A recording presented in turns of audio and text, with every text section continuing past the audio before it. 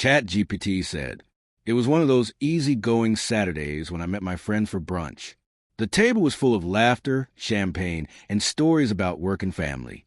The teasing always circled back to our relationships, and when someone joked about how quiet and reserved my husband Daniel was, I wanted to keep the light-hearted mood going. I smiled and said, at least my ex knew how to keep me laughing, and he definitely knew what he was doing in bed." The table erupted, the kind of laughter that fills a room and makes you feel untouchable.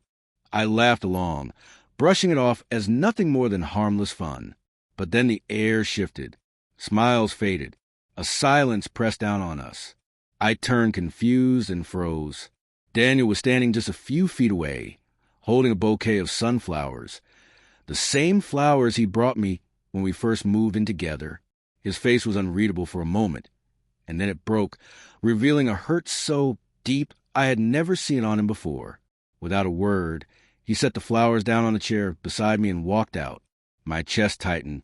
I jumped to my feet, calling after him, rushing outside. But he didn't stop. He didn't even look back. I stood there on the sidewalk, motionless, watching him disappear, my own laughter from moments earlier echoing in my head like poison. That night, he never came home. My calls went straight to voicemail. I sat awake in the living room, convincing myself it couldn't be that bad. But deep down I knew the truth. I had humiliated the man who had only ever loved me. The next morning, a note waited on the kitchen counter. Just a few words. I thought I meant more to you. Maybe I was wrong. Don't call me. I read it over and over until the letters blurred through my tears. My hands shook as I sank to the cold floor, crushed by what I had done.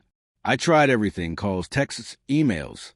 I even went to his office, but his assistant told me he was on leave. Our friends kept their distance, pity in their eyes, but no comfort to offer. I couldn't blame them. I had turned my husband into a punchline. Memories became torture. The way he had looked at me the night he proposed, his hands trembling. The little apartment we built into a home with nothing but love and determination. The way he wrapped his arms around me when I was overwhelmed, grounding me without words. He had been my safe place. Weeks passed. Out of desperation, I started therapy. My therapist told me my joke came from fear and insecurity dressed up as humor. Knowing why didn't undo the damage, and it didn't bring Daniel back. One day, I ran into his brother at the grocery store. I begged him to tell Daniel how sorry I was, that I was trying to change. He didn't promise anything, just gave me a quiet, almost sympathetic nod. That night, my phone buzzed with a message. 3 words, I heard you. I cried for hours, not because it meant we were fixed, but because it meant he still cared enough to listen. Months slipped by, and he never came back. The sharpness of that last look he gave me eventually dulled.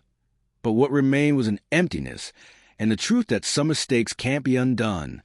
Now, whenever I pass that cafe, hear a song he used to hum, or see a sunflower, I feel the sting of what I lost. A single careless sentence had destroyed something beautiful. If I could go back, I would guard my words like fragile glass. But life doesn't hand out second chances.